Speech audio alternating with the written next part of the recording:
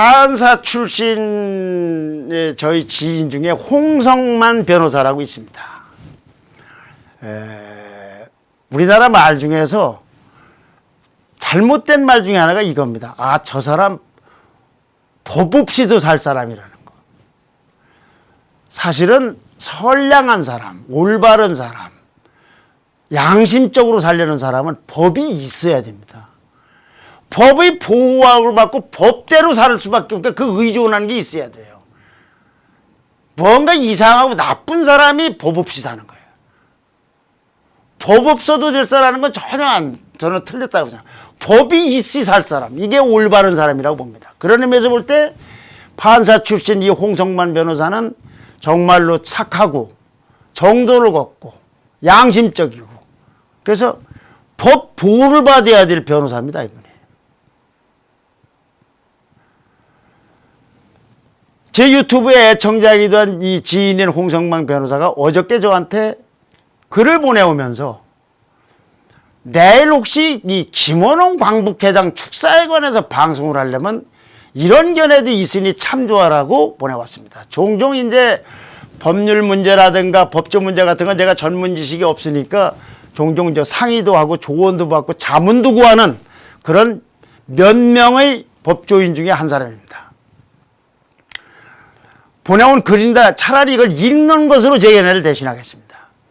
어쩌다 일제시야, 이게 홍성만 변호사의 글입니다. 어쩌다 일제치하에서 태어나 그 시절을 살아갈 수밖에 없었던 사람들에 대해서 혹은 독립운동에 헌신하고 혹은 일제치하 기성사회의 한 구성원이 되어서 그 시절을 살다 간 사람들에 대해서 그 시절 삶의 궤적 자체를 개별적으로 평가하는 건 어쩔 수 없다고 할 것이지만 그러나 그들이 다 같이 시대의 운명, 2차 대전과 미국의 승리에 따라 해방을 맞은 후에 대한민국 구성원이 되어서 6.25 전쟁의 와중에서 목숨을 걸고 조국을 구하거나 혹은 조국의 경제개발에 크게 기여한 부분을 모두 무시하거나 덮어버리고 오로지 한때 일제치하에서 살아간 그 한때의 행적만을 이제 와서 강조하면서 매도하는 것은 참으로 근시안적이고 무책임하며 유치하기도 한다. 일제치하에서 독립운동한 적도 없으며 6.25 전쟁 중에 목숨 걸고 전투한 바도 없고 경제개발 시대에 벽돌한 개도 놓아보지 않은 그런 한심한 자가 조상덕택의 광복회장의 자리를 꿰차고 앉아 자신이 정치적 입지를 다지기 위해 그분들을 모욕하는 것은 참으로 여기다 이렇게 썼습니다. 그 홍 변호사가 비겁하고 파렴치하다고 생각한다. 이리 보는 사람들이 한둘이 아닐 텐데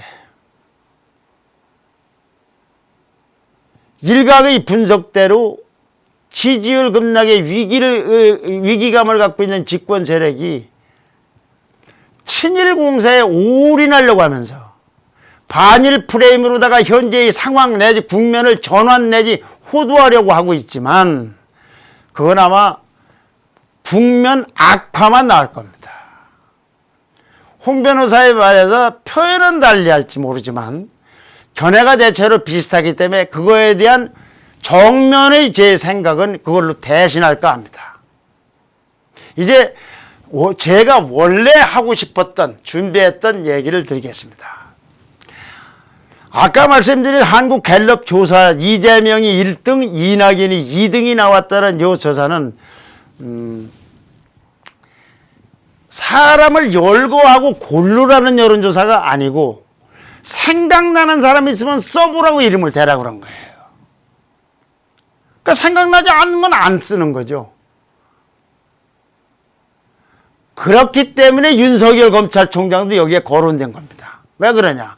윤석열 총장이 나를 여론조사할 때 나는 들이대지 말라고 그랬어요. 그런데 당신 독자 여러분 선생님 생각에 누가 대권 후보자로서 좋습니까? 라고 할 때 윤석열 총장을 대는 거야 어떡 하겠습니까? 이렇게 이름을 대라는 방식으로 했는데 거기서 이재명 지사가 1등을 했다.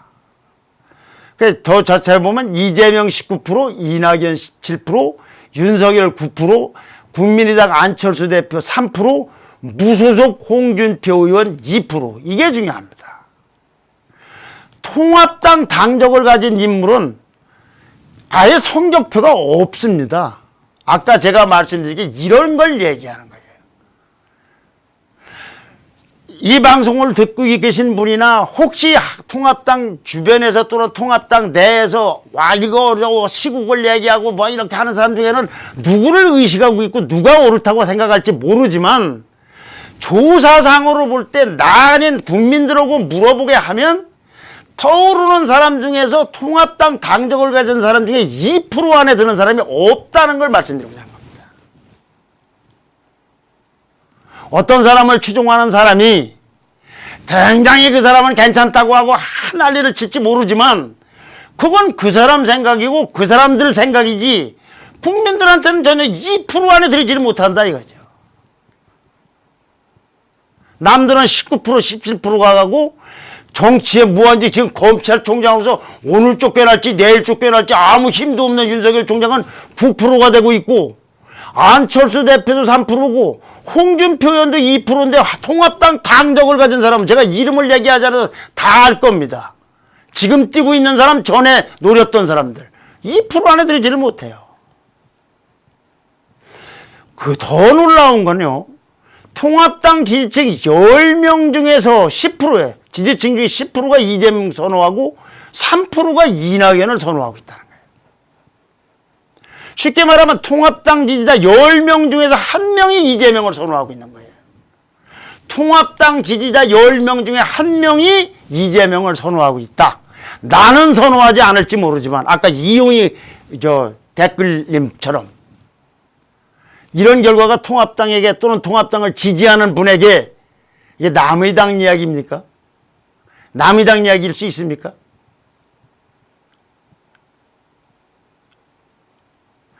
이 10명 중에 1명이 이재명 지사를 선호했다는 이야기, 굉장히 놀라운 사실이라고 보고 여론조사에서 가장 통합당 사람들에게 하고 싶은 얘기는 바로 이 얘기인데 두드러진 대권 주자가 없다는 걸 말해줄 뿐만 아니라 또 하나는 이낙연보다 이재명이 훨씬 버거운 상대라는 걸 말해주는 겁니다. 가령 저쪽에서 이낙연이 후보가 되느냐 이재명이 통합당이 후보로 안 낼 게 아니지 않습니까?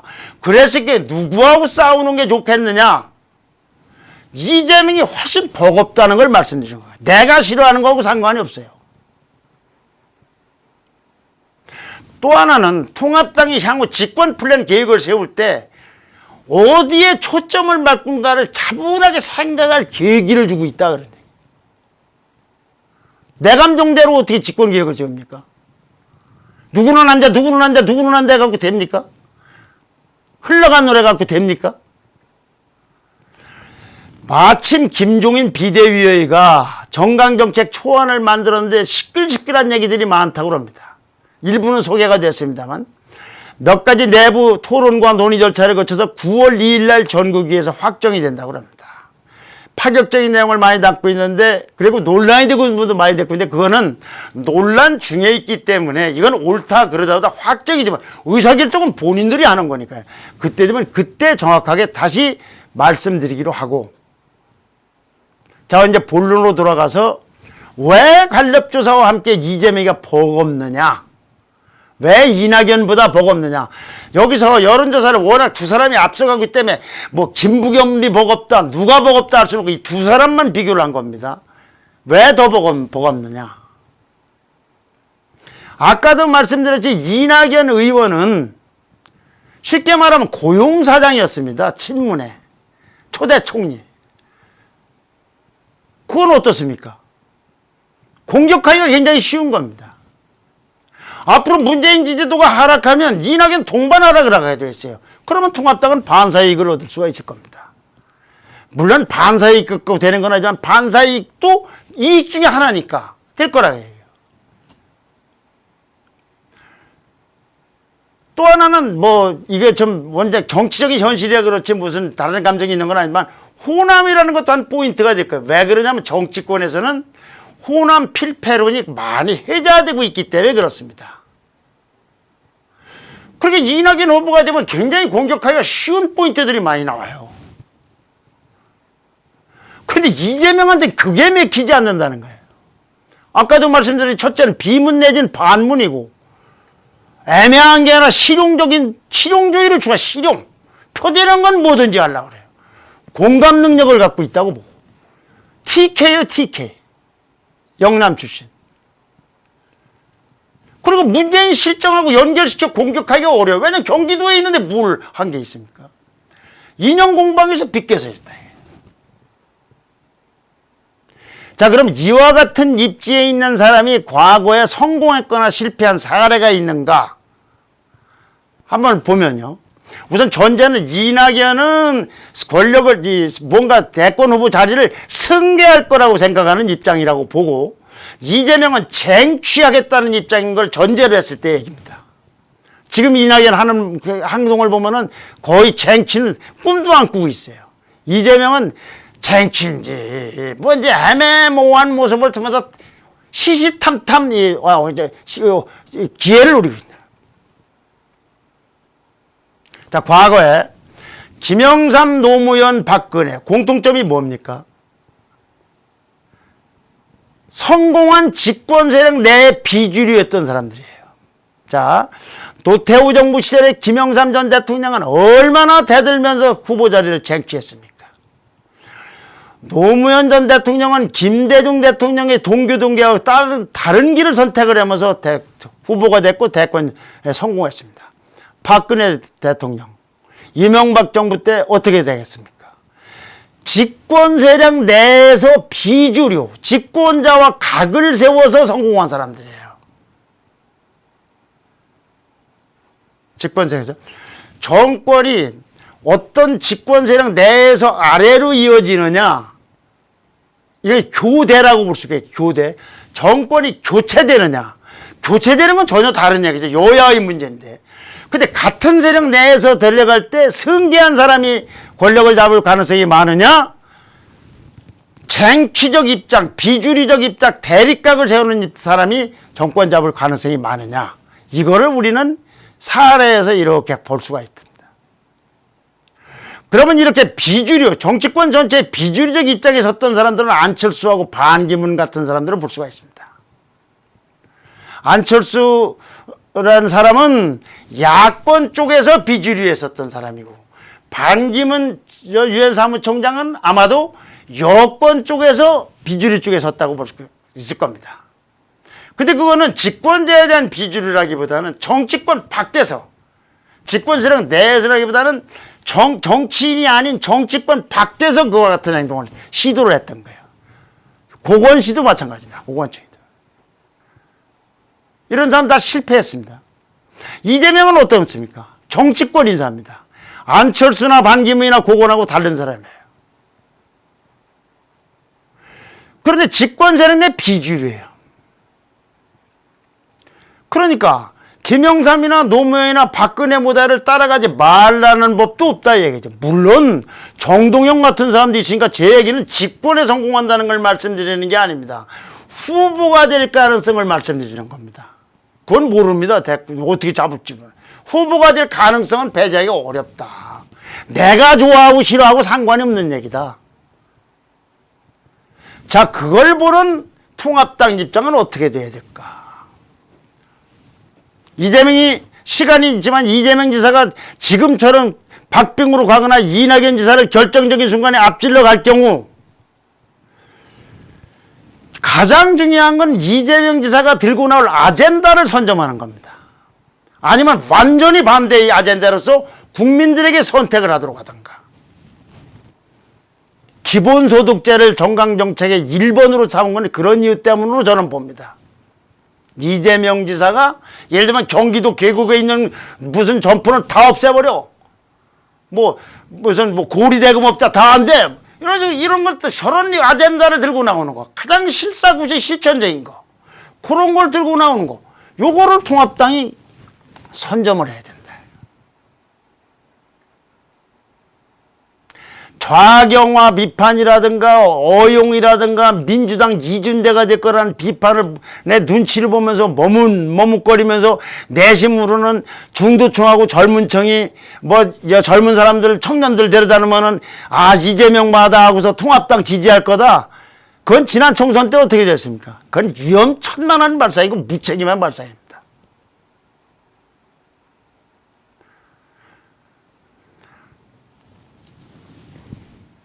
그런 의미에서 김종인 비대위가 8.15 광화문 집회 당 차원에서 개인적으로 우리가 가든 말든하고 그건 굉장히 주목할 만한 겁니다. 광화문 집회를 보는 눈은 사람마다 다를 겁니다. 저는 이렇게 봅니다. 첫째, 확진 판결을 받은 정광훈 목사의 원통은 비판받아 마땅하다고 생각이 됩니다. 광화문 집회에서 마스크를 내리고 17분간 연설을 했고 수백 미터 걸으며 악수를 했고 심지어는 코로나 확산이 북한 소행일 수 있다고 하는 발언 등등 여러 가지로 볼 때 텔레비에 나오는 장면이나 이런 걸 볼 때 언행이 과연 저렇게 할 수 있을 것인가. 자, 전광훈 목사를 놓고 보지 말고 코로나만 놓고 봅시다. 코로나. 지금 대학교 입시 현장인 고3 학생들한테는 대학 입시에 아주 중요한 것이 학생부 전형인데 한 달도 안 남은 고3생들은 지금 오늘도 내일 등교를 할 수 있는지 없는지를 걱정하면서 책이 손에 안 잡히고 부모들은 발을 동동 구르고 있는 상황입니다. 전 세계가 코로나 극복의 영웅으로 칭송하고 있는 정은경 질병관리본부장, 전문가가 무엇인지를 보여주는 여러 가지 메시지로 보나 여러분 정은경 본부장, 여야가 신뢰하고 국민들이 신뢰하는 정은경 본부장, 정은경 본부장의 말, 대규모 요양의 초기 단계인 지금 상황 통제가 안 되면 의료 시스템이 붕괴될 거라고 경고하고 있습니다. 자, 정치라는 걸 배제하고 오직 방역, 코로나 방역 관점에서 볼 때 정은경 기준 지침으로 볼 때 전 목사 행동은 옳은 겁니까? 그를 옹호하는 것은 누가 뭐라고 하든 방역 관점은 벗어난 거라고 봅니다. 이런 전 목사를 오죽하면 그랬을 거라고 생각할 수 있을지 모르지만 적극적으로 두둔한다면 지난번 총선 때 코로나 때 기세등등했던 초창기와 달리 패배로 끝난 그런 통합된 어려운 처지로 결국은 몰렸던 그런 상황이 재선될지도 모릅니다. 자, 이거는 전광훈 목사에 대한 제 개인 견해입니다. 지금 코로나 때문에 고통을 받고 있는 사람들은 지금 당장 8월 15일 날 그 집회와 다른 사연이 많은 사람들이 있다는 걸 이해를 해줘야 될 거 아닌가.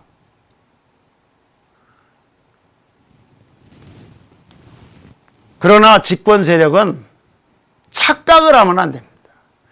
거기에 그 인파, 그 비가 많은, 저도 갔습니다만은 그 폭우 속에서, 폭우도 낸 때가 있지 않습니까? 거기 그렇게 모여서 정권 성토하는 열기, 코로나가 위험하다는 걸 모르는 국민이 누가 있습니까? 우리나라에 코로나가 위험하지 않다고 생각하는 사람 누가 있습니까? 그런 상황인데도 거기에 몰입했다는 것은 얼마나 이 정부에 대한 불만이 많은가, 그걸 심각하게 생각해야 됩니다. 그런 걸 내면하고 그저 전광훈 목사 말 구속해라 하고 비판하고 그 뒤에 있는 그 뒤에 뭐 통합당이 있느니 뭐 거기 가서 사람들을 제명하라 뭐래라 뭐 열으려면서 이걸 아주 그냥 정치적으로 디자인한다. 이렇게 해서 국면 전환이 될 것 같습니까?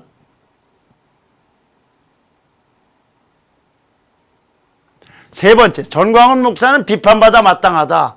그러나 저걸 가지고 정치적 디자인해서 공세를 갖고 어려운 궁지를 몰아가면서 친일 문제와 함께 김광훈 목사, 김원홍 광복회장 말과 같이 이걸로 호도해서 국면이 덮어진다? 그건 어림도 없는 얘기다.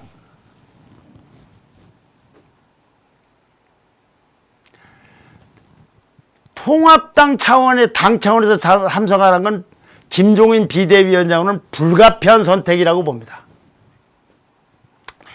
아스팔트 보수, 강경 보수, 장애투쟁과는 거리를 두면서 중도층, 젊은 층에 다가서려는 그런 방침에 따라서 아마 당 차원에서는 참여를 않고 개인 참여는 뭐 알아서 하든지 하는 거다. 이걸 또 민주당에서는 제명하라고. 참 그렇게 따지면 민주당에는 제명해서 남을 사람이 몇 명이 없을지도 몰라요. 윤미향 의원은 왜 안 놔둡니까? 근데 아주 그건 결과론이기도 하지만 정강훈 목사가 저렇게 코로나 확진 판정을 받고 이렇게 시끄러운 상황이니까 결과적으로 정치 공세를 완화시키는데도 좀 잘한 결과가 됐어요. 결과론이지만 이 경우에는. 그래 물론 아주 필요한 경우에 결정적인 순간에는 장애투쟁을 외면하면 안 되겠지만 시도 때도 없이 장애투쟁하는 거 이거는 좀 생각을 해봐야 된다. 특히 비대민 사회에서는 장애투쟁 말고 다른 효과적인 방법을 우리가 고민을 해야 됩니다. 비대면 사회에서는. 여하튼 그런 기조에서 김종인 비대위는 광주 5.18 묘지도 참배를 하고 나아가 이명박 박근혜 구속에 대한 대국민 사과도 검토하고 있다고 합니다.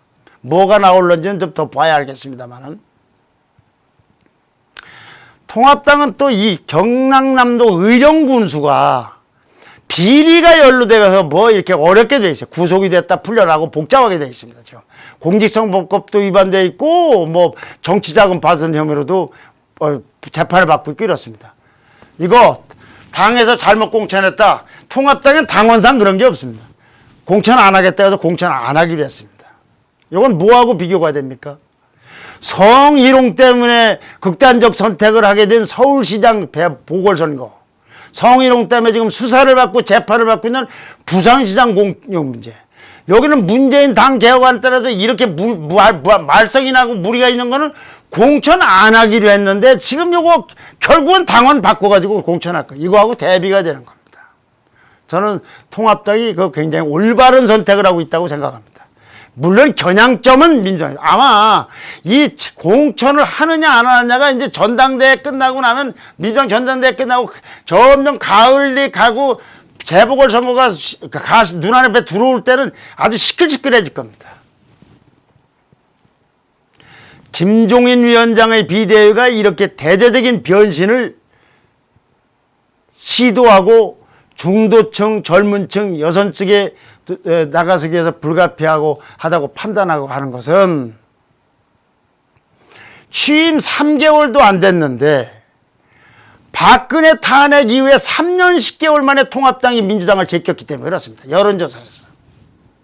여론이라는 건 내 생각만 합쳐서 여론되는 게 아닙니다. 나는 싫어해도 남만 전부 합쳐서 나오는 결과입니다. 통합당이 민주당을 3년 10개월 만에 이겼는데 취임 3개월도 채 안 돼서 맞이한 상황이다.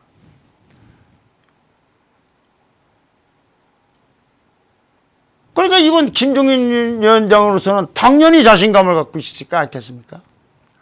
물론 이와 같은 변신을 시도하는 데 대해서 당 안팎의 아스팔트 보수, 강경 보수, 장애투쟁을 선호했던 그룹의 비판과 이건 거세질 거지. 그건 뭐 분명합니다. 근데 김종인 위원장은 별로 개의할 생각이 없다고 그러고, 나아가 나름대로 준비한 시간표에 따라서 변신을 더 다부지게 추진할 생각이라고 합니다. 자, 일각에서는 통합당이 민주당 이긴 게 통합당이 잘한 거 잘해서 그런 거 아니냐. 이제 민주당보다 못할 때는 통합당에 비판하다가 통합당이 이제 이겼다고 그러니까 그게 니들 잘한 거잖아. 또 이제 냉소적인 분위기가 있을 수 있습니다. 근데 이건 저는 무리가 있다고 봅니다. 왜 그러냐. 아까 이낙연 지사가 이재명 의원보다 이재명 지사가 올라갔다고 이걸 설명했듯이 민주당이 떨어진 것만이 아니고 통합당이 올라갔기 때문에 그렇습니다. 민주당이 잘못했으면 민주당만 떨어지면 되지 통합당은 왜 올라갑니까? 역전됐을 뿐만 아니라 이렇게 증가를 하고 있다는 얘기죠. 증가. 증가를 하고 있고 하나는 떨어지고 있는 거예요. 하나만, 통합당은 가만히 있고 또는 내려가고 민주당이 내려오는 것이 아니고, 통합당은 올라가고 민주당은 떨어졌기 때문에 민주당이 떨어진 거지 당신들 반사이익을 얻은 거냐 아니냐라고 비아냥대시만 얘기할 수 있는 건 아니다 그런 얘기. 근데 사실은 정책 노선 변신보다 더 급한 게 사람입니다. 자, 인물을 생각하면 통합당은 정말 더 우려스러워요. 아까도 말씀드렸듯이 통합당 당적을 가진 사람은 2%가 되는 사람이 단 한 명도 없어요. 그러나 여러분들도 관심 가시면 알겠지만 통합당 언저리에서 당적을 가진직할 걸로 보이는 사람 중에서 거론되는 사람이 한두 명입니까? 자, 그러면 이제 여론은 변하기 마련이다. 그러면서 뭐 종전에 대선 후보를 했던 사람, 당대표 후보였던 사람, 흘러간 거물들, 이런 사람들에 집착하거나 미련을 가질, 그거 제가 보기에는 희망 고문 아니면 환상일 겁니다. 아니요, 지난번 총선 때도 그렇게 시끄러지고 뭐 여왕벌이 있느니 없느니 했는데 2%도 안 되는 사람 그걸 어떻게 합니까? 고공행진을 하는 사람도 잘 될까 말까 하는데 아무리 노력하고 아무리 뛰어올라고 해도 뜨지 않는 걸 어떻게 합니까? 가만히 있는 윤석열이라는 사람은 9%까지 올라가고.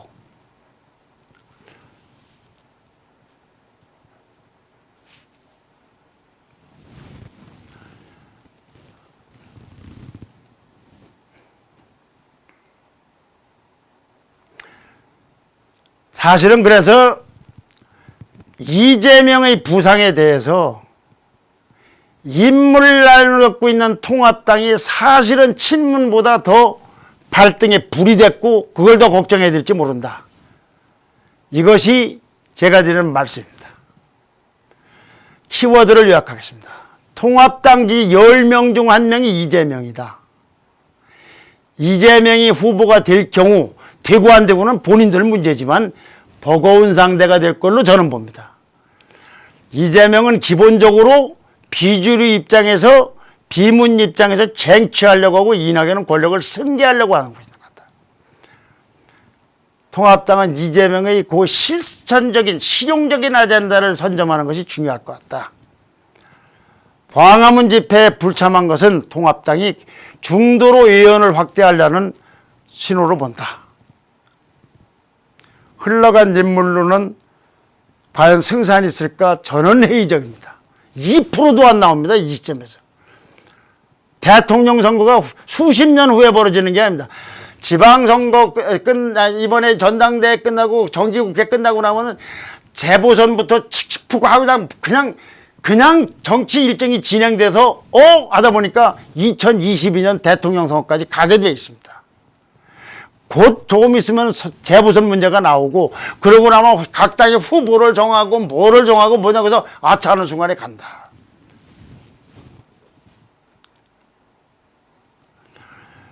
그러기 위해서는 통합당은 저는 보기에 지난번 총선 때도 강정보수 아스팔트 보수가 숫자가 적거나 덜 싸워서 진 것이 아니라 중도층하고 젊은층, 여성층 지지를 덜 확보했기 때문에 졌다고 보기 때문에 확 달라진 모습으로 재보선에 임해야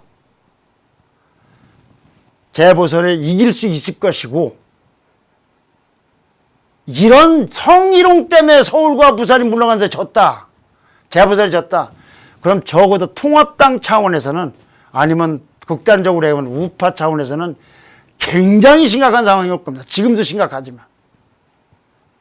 뭐가 심각하냐? 좌파 세력 내에서 분열되지 않는 한 좌파 독재의 무한질주가 시작될 겁니다. 여론조사를 보고 볼 때 아주 냉혹하게 냉정하게 보면 이런 현상들이 있을 수 있고 그거는 내가 원하고 내가 좋아하고 관련이 없는 일이다. 실제로 현실은 이런 부분들이 이런 측면이 있을 수 있다. 이런 때에 통합당에 대해서 아예 난 저 당을 부정하겠다. 그냥 누구는 안 되고 누구는 안 되고 누구는 안 되고 그럼 뭐 그냥 뭐하러 지지합니까? 철회하고 다른 당을 만들든지 해야지. 근데 어떤 때는 막 공격하다. 어떤 건 또 이렇게 하다. 이건 좀 그러지 않나. 그리고 누가 되든 통합당에 살아서 하는 사람들이 나오면 누구는 안 된다고 하지 말고 선의로 경쟁을 하는 걸 지켜보고 하는 게 좋지 않겠어요? 나는 이 사람 선호하면 되지. 저건 뭐가 안 돼. 저건 뭐 좌파야. 저건 뭐가 안 돼. 이렇게 해서 무슨 득이 됩니까? 진보 진영 내에서, 좌파 진영 내에서 자기네들끼리 그렇게 싸우지 않지 않습니까? 정치는 기본적으로 정치하는 사람들이 하는 거고, 주변 사람들은 자기 생각을 그냥 말하고 하는 거지, 콩나라 대차나라 밤나라 그게 정치 종사자가 아니지 않습니까? 네. 견해 못마땅하신 분도 있을 테지만 뭐 사람이라는 건 꼭 자기 견해와 같은 걸 들으려고 하는 건 아니니까 그냥 이런 견해도 있음을 그냥 너그럽게 이해하시면 들어주시고, 저는 이제 금요일 날 뵙겠습니다. 장시간 감사합니다.